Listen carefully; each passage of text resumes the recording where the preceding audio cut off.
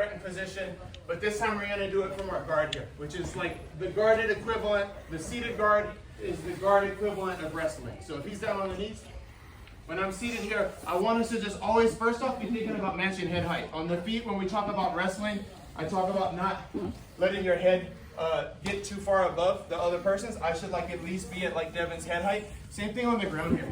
If I'm in this like seated guard, if his head starts getting below mine, he can come in and body lock me and flatten me out. So I want to make sure my head is staying like at least as low as his. And then, you know, you got your hands here to mess around. I can be kind of clubbing him from side to side, popping him straight back. Yep, so I want to get this reaction where I can get him coming into me a little bit. So I need to do something, maybe we're hand fighting, yeah.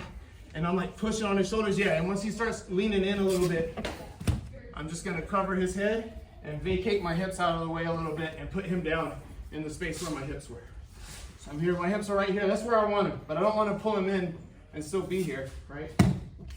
Yeah, I'm gonna get his head down on the mat, and then we can cover and go into one of our same kind of front headlock style finishes.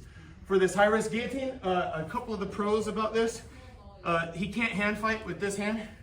Once I kind of get it, cover it up and get it out of the way, and this hand's so high up over his shoulders, he's not gonna be able to reach it. So if he fights down with this hand, that's no big deal. You can grab that one all you want. And you can just sit back, and as long as I keep him in front of me, I'm gonna finish. But he may roll or something. He knows that this is coming. A lot of people are gonna try to gator roll like across.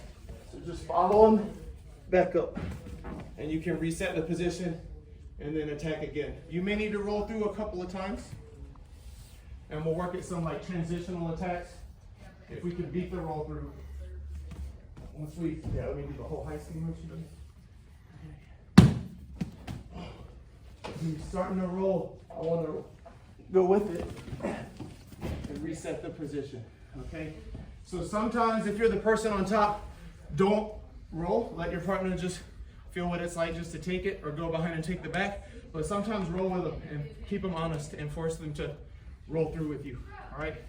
If at any point during the roll, we just get stuck on like one hip or the other, like if we get stuck here, you can finish right here.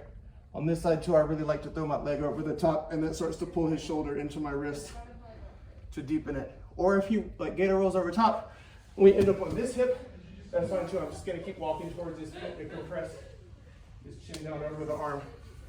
And you can finish on either hip. Boom. And if we go all the way back to the knees, you can just go square and finish again. So you can finish that on any side. All right, let's mess with that for just a couple minutes, and I'll show a couple follow-ups. 1, 2, 3.